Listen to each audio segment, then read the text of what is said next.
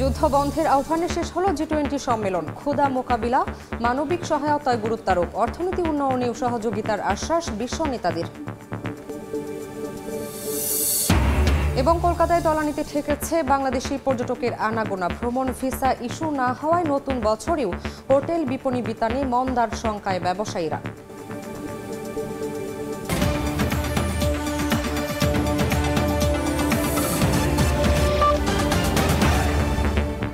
আন্তর্জাতিক সময়ের সঙ্গে আছি আমি শামীমা শাম্মী। যুদ্ধের 1000তম দিনে নতুন দিকে মোড় নিচ্ছে রাশিয়া ইউক্রেন যুদ্ধ। মার্কিন অনুমতি পেয়ে প্রথমবারের মতো রুশ ভূখণ্ডে ক্ষেপণাস্ত্র হামলা করেছে ইউক্রেন। পরমাণু শক্তিধর কোনো দেশের সহায়তায় হামলা হলে সেনাবাহিনীকে পারমাণবিক অস্ত্র ব্যবহারের অনুমতি দিয়েছেন রুশ প্রেসিডেন্ট পুতিন। নিজেদের পরমাণু নীতিতে বড় পরিবর্তন এনেছেন রুশ প্রেসিডেন্ট ভ্লাদিমির পুতিন। নতুন নীতি অনুযায়ী পারমাণবিক শক্তিধর কোনো দেশের সহায়তা নিয়ে রাশিয়ায় হামলা চালানো হলে পাল্টা জবাবে পারমাণবিক অস্ত্র ব্যবহার করতে পারবে মস্কো। মঙ্গলবার এই সংক্রান্ত একটি ডিক্রিতে স্বাক্ষর করেছেন পুতিন। এতে করে পারমাণবিক হামলার সংখ্যা আরও জোরালো হলো। চলতি সপ্তাহে রুশ ভূখণ্ডে মার্কিন ক্ষেপণাস্ত্র দিয়ে হামলার অনুমোদন দেন প্রেসিডেন্ট জো বাইডেন। এদিন ইউরোপীয় ইউনিয়নের পার্লামেন্টে বক্তব্য রাখেন ইউক্রেনের প্রেসিডেন্ট ভলোদিমির জেলেনস্কি। রাশিয়ার বিরুদ্ধে ইউরোপকে আরও শক্ত ভূমিকা নেওয়ার আহ্বান জানান তিনি। ফারহানুল রানা, সময় সংবাদ। রুশ হামলায় গত 1000 দিনে নিহত ইউক্রেনীয়দের শ্রদ্ধাভরে স্মরণ করছেন পরিবারের সদস্যরা। তাদের আশা দ্রুতই শেষ হবে রক্তক্ষয়ী এ সংঘর্ষ, বিজয়ী হয়ে ফিরবে জেলেনস্কি বাহিনী। এদিকে দ্বিতীয় বিশ্বযুদ্ধের পর ইউরোপের সবচেয়ে বড় সংঘাতে 1/4 জনসংখ্যা কমে গেছে ইউক্রেনের। মানবেতর জীবনযাপন করছেন অনেকে। মৃতদের স্মরণে নানা রঙের কাচের জারে জ্বলছে মোমবাতি। রাশিয়া ইউক্রেন যুদ্ধের গত 1000 দিনে স্বজন হারানোর বেদনা এখনো স্পষ্ট পরিবারের সদস্যদের মাঝে। স্থানীয় সময় মঙ্গলবার ছিল যুদ্ধের 1000তম দিন। যুদ্ধে এ পর্যন্ত প্রাণ হারিয়েছেন কয়েক হাজার ইউক্রেনীয় নাগরিক। নিহতদের স্মরণে রাজধানী কিয়েভের মাদারল্যান্ড স্মৃতিস্তম্ভের কাছে অনুষ্ঠিত হয় ওই মোমবাতি প্রজ্বলন কর্মসূচি। আমার জীবন পুরো বদলে গেছে। আমি শুধু জয়ী হয়ে ফিরে আসতে চাই। যারা আমাদের দেশটা রক্ষার চেষ্টা করছেন, আমি তাদের প্রতি কৃতজ্ঞ। দ্বিতীয় বিশ্বযুদ্ধের পর ইউরোপের সবচেয়ে বড় সংঘাত রাশিয়া ইউক্রেন যুদ্ধ। রুশ প্রেসিডেন্ট ভ্লাদিমির পুতিন স্থল, আকাশ ও সমুদ্রপথে আক্রমণের নির্দেশ দেওয়ার পর থেকে ইউক্রেনের জনসংখ্যা কমে গেছে 1/4। শরণার্থী হিসেবে বিভিন্ন দেশে চলে গেছেন 60 লাখের বেশি নাগরিক। আর যারা থেকে গেছেন বিমান হামলা, সাইরেন আর ঘুমহীন রাত্রি পার করে মানবেতর জীবনযাপন করছেন তারা। মৌসুমী সাথী, সময় সংবাদ। গেল অক্টোবরে ইসরায়েলি হামলায় ইরানের পরমাণু কর্মসূচির সংশ্লিষ্ট স্থাপনা ক্ষতিগ্রস্ত হয়েছে বলে দাবি করেছেন নেতানিয়াহু। সোমবার ইসরায়েলের পার্লামেন্টে দেওয়া ভাষণে তিনি বলেন, এতে ইরানের প্রতিরক্ষা ব্যবস্থা ও ক্ষেপণাস্ত্র তৈরির সক্ষমতা কমে গেছে। এপ্রিল ও অক্টোবরের হামলায় ইরানের 3টি আকাশ প্রতিরক্ষা ব্যবস্থা ধ্বংসের দাবিও করেন নেতানিয়াহু। এ বিষয়ে সরাসরি কিছু না বললেও এক বিবৃতিতে ইরানের পররাষ্ট্র মন্ত্রণালয়ের মুখপাত্র বলেছেন, নিজেদের সার্বভৌমত্ব রক্ষায় যে কোনো পদক্ষেপ নিতে পারে তেহরান। হামলার ঘটনার 1 মাস পর নিজের অবস্থান পাল্টালো ইসরায়েল।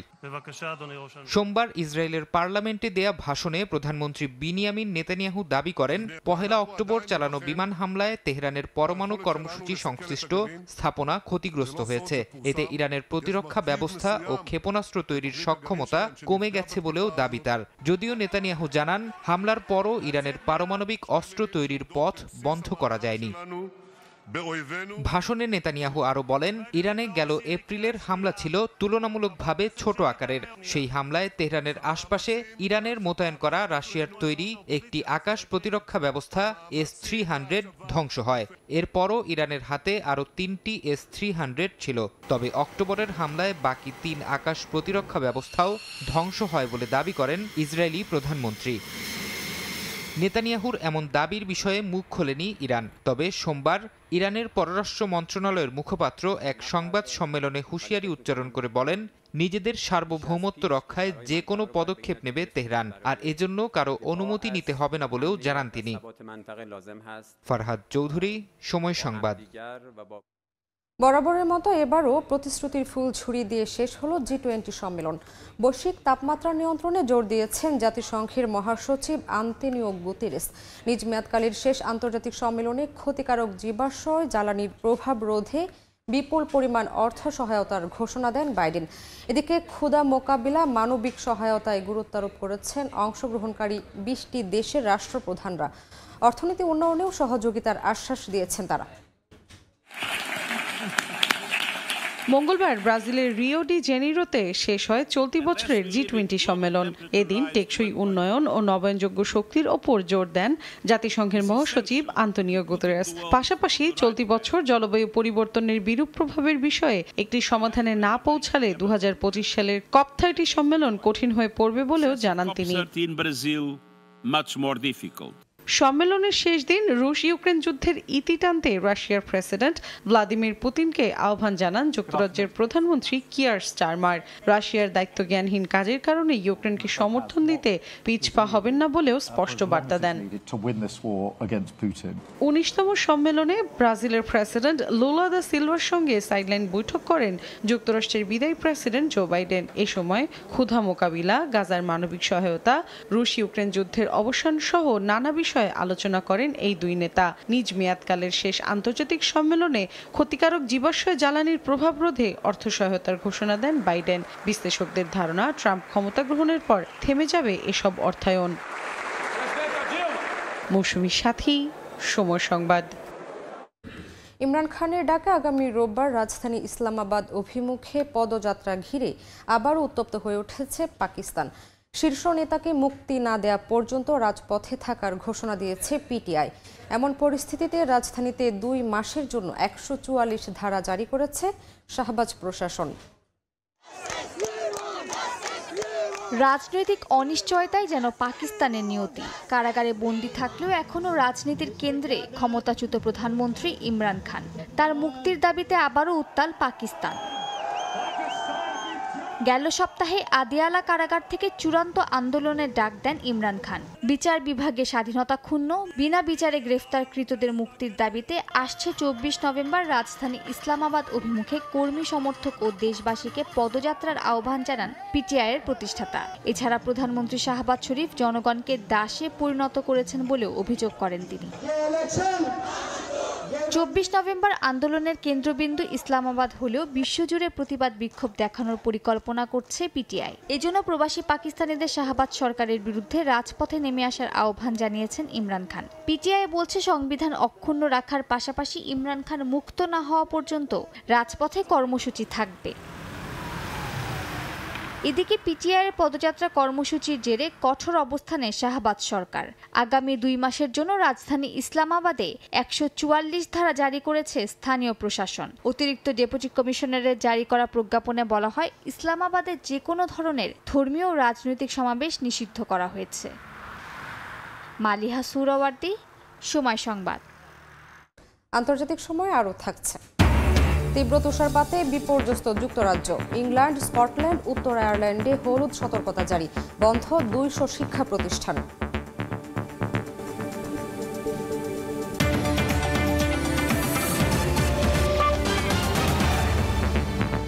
কলকাতায় বাংলাদেশি পর্যটক তলানিতে নেমে যাওয়ায় বড়সড় আর্থিক ক্ষতির মুখে পড়েছেন স্থানীয় ছোট বড় মাঝারি সব ধরনের ব্যবসায়ীরা।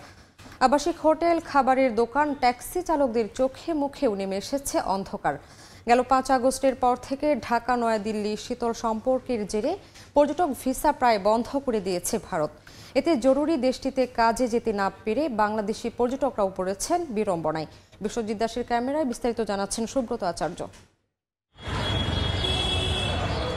অক্টোবর থেকে মধ্য জানুয়ারি প্রায় 4 মাস কলকাতার নিউ মার্কেট এলাকার ব্যবসায়ীরা বছরের সেরা সময় পার করেন। অন্য রাজ্যের পাশাপাশি বাংলাদেশ থেকেও আসেন পর্যটকরা। তবে বহু বছরের চিরাচরিত এই চিত্র পাল্টে গেছে ঢাকা দিল্লির শীতল সম্পর্কের জেরে। বাংলাদেশিদের গত আগস্টের পর থেকে পর্যটক ভিসা দেয়া বন্ধ রেখেছে ভারত। আর যারা এর আগে ভিসা করেছেন তাদের 6 মাসের ভিসার মেয়াদ শেষ হবে ডিসেম্বরে। কলকাতার মার্কেট বা হোটেল পাড়ায় যে কজন বাংলাদেশি পর্যটককে দেখা যাচ্ছে তাদের বেশিরভাগেরই ভিসা ইস্যু হয়েছে জুলাইয়ে। আমার মেয়েও অসুস্থ, আমার ছেলেও অসুস্থ, এরা সবাই নিয়মিত 3 মাস পর পরই ভারতে এসে চিকিৎসা নিত। আনফরচুনেটলি ভিসা বন্ধ হওয়ার জন্য ওনারা আসতে পারছেন না। ভারতেরও সমস্যা হচ্ছে, বাংলাদেশের সমস্যা হচ্ছে, দুই দেশের অর্থনৈতিক সমস্যা হচ্ছে, পর্যটনের সমস্যা হচ্ছে। যদি আপনার রেগুলারলি সব হয়ে যেত, এজুয়াল হয়ে গেলে যে সব দেশের জন্য ভালো হতো। পর্যটক খরায় হোটেল, বিপণী বিতানের মতো কলকাতা ঢাকা কলকাতা রুটের সরকারি বেসরকারি পরিষেবাও প্রায় বন্ধের মুখে। প্যাসেঞ্জাররা যাচ্ছে, উনি তো রিটার্ন আসছেন না, ওনার তো সমস্যা হচ্ছে। অন্য ব্যবসা করতে হবে, ব্যবসা তো আর চলবে না। অ্যাকচুয়ালি সম্পূর্ণ এটা হচ্ছে বিডি এলাকা, আর বাংলাদেশিদের উপরেই ডিপেন্ড করে। কলকাতাটার কিছু অংশ, শিলিগুড়ি, দার্জিলিং সব বাংলাদেশিরাই বেশি আছে। যা লোক এই সময় আসার কথা তার অন্তত 25% লোকও নেই। বর্তমান অবস্থা অব্যাহত থাকলে আগামী জানুয়ারিতে কলকাতা বাংলাদেশি পর্যটক শূন্য হয়ে পড়বে বলে ধারণা স্থানীয় ব্যবসায়ীদের। স্থানীয় ব্যবসায়ীরা বলছেন এই অবস্থা চলতে থাকলে তাদের অনেকেরই ব্যবসা প্রতিষ্ঠান বন্ধ করে দিতে হবে। বিশেষ করে যারা জুলাই মাসে শেষ বাংলাদেশ থেকে ভারতে আসার ভিসা পেয়েছেন, তাদের ভিসার মেয়াদ 31 ডিসেম্বরের মধ্যে শেষ হয়ে যাচ্ছে। তাহলে জানুয়ারিতে কি হবে সেই প্রশ্নই এখন দেখা দিয়েছে কলকাতায় হাজার হাজার কোটি টাকা বিনিয়োগ করা ব্যবসায়ীদের চোখে মুখে। কলকাতার মার্কুই স্ট্রিট থেকে সুব্রত আচার্য, সময় সংবাদ। তীব্র তুষারপাতে বিপর্যস্ত যুক্তরাজ্য। স্থানীয় সময় মঙ্গলবার সকালে মোটা বরফের চাদরে ঢেকে যায় ইংল্যান্ডের লিক শহর। রাস্তাঘাটে বরফ জমায় ব্যাহত হয় যান চলাচল। এতে চরম দুর্ভোগে পড়েন যাত্রীরা। কোনো কোনো জায়গায় ঘটে দুর্ঘটনাও। বাসিন্দাদের নিরাপত্তা নিশ্চিতে হলুদ সতর্কতা জারি করা হয় ইংল্যান্ড, স্কটল্যান্ড এবং উত্তর আয়ারল্যান্ডে। বন্ধ ঘোষণা করা হয় প্রায় 200 শিক্ষা প্রতিষ্ঠান। আগামী কয়েকদিন তাপমাত্রা আরও কমতে পারে বলে জানিয়েছে স্থানীয় আবহাওয়া বিভাগ। এ অবস্থায় বাসিন্দাদের সাবধানে থাকার পরামর্শ দিয়েছে স্থানীয় কর্তৃপক্ষ।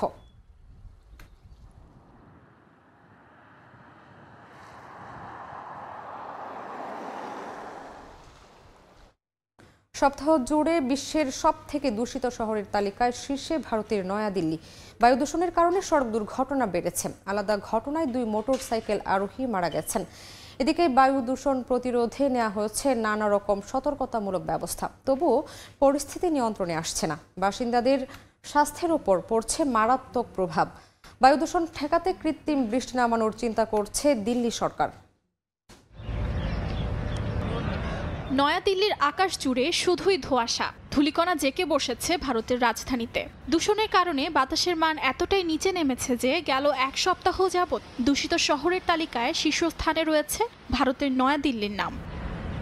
এরই মধ্যে বায়ু দূষণ মোকাবেলায় প্রাথমিক বিদ্যালয়গুলো বন্ধ করে নেওয়া হয়েছে অনলাইন ক্লাসের ব্যবস্থা। নির্মাণ কাজ এবং ডিজেল চালিত গাড়িতে পুরোপুরি নিষেধাজ্ঞা জারি করার পাশাপাশি শহরের বাইরের ট্রাক প্রবেশে জারি করা হয়েছে বিশেষ নিয়মাবলী।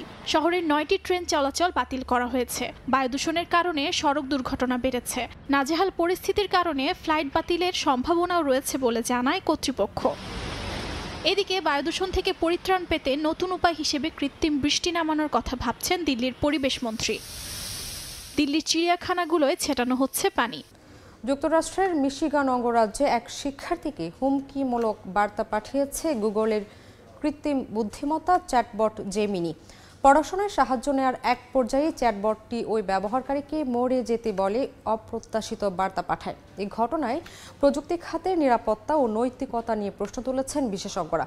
গুগল বলছে চ্যাটবটটির সুরক্ষা ব্যবস্থা ঠিকমতো কাজ না করায় এমনটা হয়েছে। সারা বিশ্ব যখন কৃত্রিম বুদ্ধিমত্তা নিয়ে অভূতপূর্ব সম্ভাবনার স্বপ্ন দেখছে, ঠিক তখনই এর নিয়ন্ত্রণহীন ব্যবহারের এক ভয়ঙ্কর দিক উঠে এসেছে। যুক্তরাষ্ট্রের মিশিগান অঙ্গরাজ্যের 29 বছর বয়সী এক শিক্ষার্থী গুগলের জেমিনি চ্যাটবট থেকে পড়াশোনার বিষয়ে সাহায্য চাইতে গিয়ে আক্রমণাত্মক বার্তা পাবার দাবি করেন। তিনি জানান, বার্তাটিতে নানা অপমানজনক কথার পাশাপাশি আত্মহত্যার উস্কানি দেওয়া হয়। এই ঘটনায় মানসিকভাবে ভেঙে পড়েন সেই শিক্ষার্থী।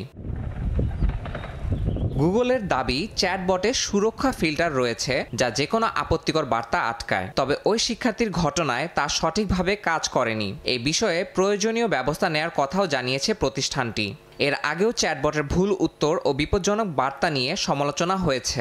গত জুলাইয়ে গুগলের কৃত্রিম বুদ্ধিমত্তা চ্যাটবট নীতিমালার বাইরে স্বাস্থ্য বিষয়ক ভুল পরামর্শ দিয়েছিল। গুগল ছাড়াও অন্য কৃত্রিম বুদ্ধিমত্তা প্ল্যাটফর্ম নিয়েও ব্যবহারকারীদের মধ্যে উদ্বেগ আছে।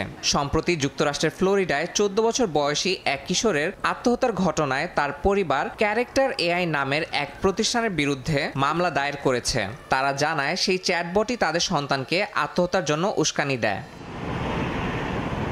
বিশেষজ্ঞদের মতে প্রযুক্তি প্রতিষ্ঠানগুলোর কৃত্রিম বুদ্ধিমত্তা বিষয়ক সুরক্ষা ব্যবস্থায় আরও নজর দেওয়া উচিত। এতে ব্যবহারকারীরা যথাযথভাবে প্রযুক্তিগত উন্নয়নের সুবিধা ভোগ করতে পারবেন। ইয়াসিন মোহাম্মদ জিসান, সময় সংবাদ। মুক্তিযুদ্ধে জামায়াতের সম্পৃক্ততা অপরাধ হিসেবে প্রমাণিত হলে জাতির কাছে ক্ষমা চাইবে দলটি। লন্ডনে এক অনুষ্ঠানে কথা জানিয়েছেন বাংলাদেশ জামায়াতে ইসলামীর আমির ডাক্তার শফিকুর রহমান। মুক্তিযুদ্ধের সময় দেশের সবাই পাকিস্তানকে সমর্থন করলেও নাম এসেছে শুধু জামায়াতের বলেও দাবি করেন তিনি। জামায়াত ইসলামী ওয়ান পাকিস্তানের পক্ষে সাপোর্ট দিয়েছিল, এটা কোনো রাজনীতিতে অপরাধ না। তখন কিন্তু পাকিস্তানের অংশ ছিল পূর্ব পাকিস্তান। কিন্তু যদি কোনো অপরাধ ওনারা করে থাকেন, যেমন মানুষ খুন করে থাকেন, কারো বাড়িতে আগুন দিয়ে থাকেন, কারো সম্পদ লুণ্ঠন করেন, কারো ইজ্জতের উপরে হাত দেন, তাহলে অবশ্যই তাদের বিচার হওয়া উচিত। আমরা যদি কোনো ভুল করে থাকি, সত্যিই যদি এটা উইদাউট এনি কোয়েশ্চেন এটা যদি প্রমাণ হয় সন্দেহাতীতভাবে, আমি দায়িত্ব নিচ্ছি, আমি ক্ষমা চাবো জাতির কাছে ইনশাআল্লাহ। ইউনেস্কোর সাংস্কৃতিক ঐতিহ্যের স্বীকৃতি পেল গ্রিসের লেসবোস দ্বীপের মাটির তৈজসপত্র। দ্বীপটিতে ঐতিহ্যবাহী নিয়ম মেনে তৈরি করা হয় বিভিন্ন ধরনের মাটির জিনিসপত্র।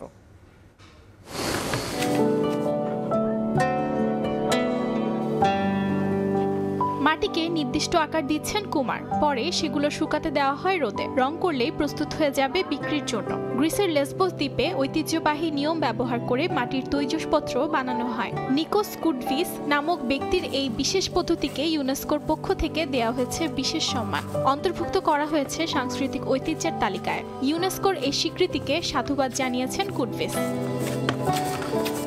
70 বছর বয়সী কুডভিস ও তার পরিবারের মাধ্যমে এখনও মৃৎশিল্পের এই ঐতিহ্যবাহী রীতি টিকে আছে দ্বীপটিতে। বিশেষ উপায়ে মাটির শিল্পগুলো তৈরি করার পর ঐতিহ্যবাহী চুলার ভেতর এগুলোকে পোড়ানো হয়। এরপর রং করার মাধ্যমে বিক্রি করার উপযোগী করে তোলা হয় বলে জানান কুডভিস। আমি আমার বাবার কাছ থেকে যা শিখেছি তাই করেছি। আমার বাবা তার বাবার কাছ থেকে শিখেছিল। একসময় প্রতিদিন 150 পিস করে মাটির জিনিস তৈরি করতেন কুডভিস ও তার পরিবার। বর্তমানে প্রেস মেশিন থাকায় হাতে বানানো মৃৎশিল্পের চাহিদা কিছুটা কমেছে বলে জানান তিনি। অর্জিতা শেহজিন, সময় সংবাদ। 2034 ফিফা বিশ্বকাপে চমক দেখানোর অপেক্ষায় সৌদি আরব। মেগা আসরের জন্য 92,000 দর্শক ধারণ ক্ষমতার কিং সালমান স্টেডিয়াম নির্মাণের ঘোষণা দিয়েছে দেশটি। এছাড়া তৈরি করা হবে অত্যাধুনিক স্পোর্টস কমপ্লেক্স, ইনডোর স্পোর্টস হল, অলিম্পিক সাইজের পুল এবং বাগান সহ আরও অনেক কিছু। দেশটির ঐতিহ্য ও সংস্কৃতি তুলে ধরা হবে ভক্তদের সামনে, যা দর্শকদের জন্য নতুন অভিজ্ঞতা হবে বলে মনে করেন সৌদি আরব ফুটবল ফেডারেশনের সভাপতি ইয়াসের আল মিশিহাল। আর 2029 সালের মধ্যেই সম্পন্ন করা হবে বিশ্বের অন্যতম বৃহৎ কিং সালমান স্টেডিয়ামের কাজ। সৌদি আরব দায়িত্বটা পাচ্ছে কোনো ঝুঁকি ঝামেলা ছাড়াই। মধ্যপ্রাচ্যের দেশে 2034 ফিফা বিশ্বকাপ আয়োজন এখন শুধুই সময়ের ব্যাপার। এর আগেই নতুন স্টেডিয়ামের ডিজাইন প্ল্যান উন্মোচন করে ফুটবল বিশ্বে আলোড়ন ফেলে দিয়েছে তারা। কোনো প্রতিদ্বন্দ্বিতা ছাড়াই একমাত্র দেশ হিসাবে বিট করে 2034 ফিফা বিশ্বকাপের আয়োজকের দায়িত্ব পায় Saudi Arab. The greatest show on আর্থের জন্য ধীরে ধীরে প্রস্তুতি নেওয়া শুরু করেছে মধ্যপ্রাচ্যের দেশটি। ঘোষণা করেছে কিং সালমান নামে সৌদি আরবের ইতিহাসের সবচেয়ে বড় অত্যাধুনিক স্টেডিয়াম তৈরির, যা হবে বিশ্বেরও অন্যতম বৃহৎ। কিং সালমান স্টেডিয়াম হবে সৌদির ফ্ল্যাগশিপ প্রকল্প ভিশন 2030-এর আওতায়। স্টেডিয়ামের দর্শক ধারণ ক্ষমতা হবে 92,000। এছাড়া এই স্টেডিয়ামকে কেন্দ্র করে তৈরি করা হবে ইনডোর স্পোর্টস হল, অলিম্পিক সাইজের পুল, অ্যাথলেটিক্স ট্র্যাক, ফ্যান জোন। এছাড়া স্টেডিয়ামের ছাদে দর্শকদের জন্য থাকবে হাঁটার ব্যবস্থা। দূষণ ও তাপ নিয়ন্ত্রণে ব্যবহার করা হবে উন্নত প্রযুক্তি। মেগা ইভেন্টের জন্য এরই মধ্যে সবাইকে আমন্ত্রণ জানিয়েছেন সৌদি ফুটবল ফেডারেশনের সভাপতি। The 2034 World Cup is our invitation 2034 বিশ্বকাপে পুরো বিশ্বকে আমন্ত্রণ জানাচ্ছি, তারা যেন সৌদি আরবে আসেন এবং এখানকার উন্নতি, সংস্কৃতি ও ঐতিহ্যের সাক্ষী হতে পারেন। তারা যেন আমাদের ইতিহাসের অংশ হন। শুধু স্টেডিয়াম নয়, বিশ্বকাপের আগে ইভেন্ট সিটিগুলো হয়ে উঠবে বর্ণিল। আসরটি দর্শকদের জন্য উপভোগ্য করে তুলতে চেষ্টার কমতি থাকবে না, প্রতিশ্রুতি দেশটির ফুটবলের সর্বোচ্চ কর্তার। সমর্থকরা এখানে সর্বোচ্চ উপভোগ করতে পারবেন। ফ্লাইটে এক শহর থেকে আরেক শহর কিংবা এক স্টেডিয়াম থেকে আরেক স্টেডিয়ামে যেতে সময় লাগবে মাত্র 3 ঘন্টা। এছাড়া আমি বলতে চাই, এখানে ভক্তরা আমাদের দ্বীপ, পাহাড় আর অবশ্যই ঐতিহ্য খুব ভালোভাবে উপভোগ করতে পারবেন। অত্যাধুনিক সব ব্যবস্থা থাকবে, সর্বোচ্চ সুবিধা নিশ্চিত করা হবে যাতে ভক্তরা দারুণ অভিজ্ঞতা নিয়ে যেতে পারেন। 4 বিলিয়নের সৌদি রিয়ালের এই কিং সালমান স্টেডিয়াম নির্মাণের পর চালু হবে 2029 সালে। এরপর ঘরোয়া লিগ ও আঞ্চলিক টুর্নামেন্ট আয়োজন হবে সেখানে, আর স্টেডিয়ামটি পূর্ণতা পাবে 2034 সালের বিশ্বকাপ আয়োজনের মধ্য দিয়ে। তামিম হোসেন, সময় সংবাদ। আন্তর্জাতিক সময়ের শীর্ষ সংবাদ জানিয়ে দিচ্ছি আরেকবার। এবং যুদ্ধবন্ধের আহ্বানে শেষ হলো G20 সম্মেলন।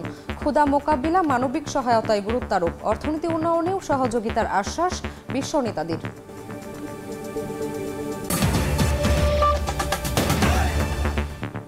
এ ছিল আন্তর্জাতিক সময়। সঙ্গেই থাকুন সময়ের।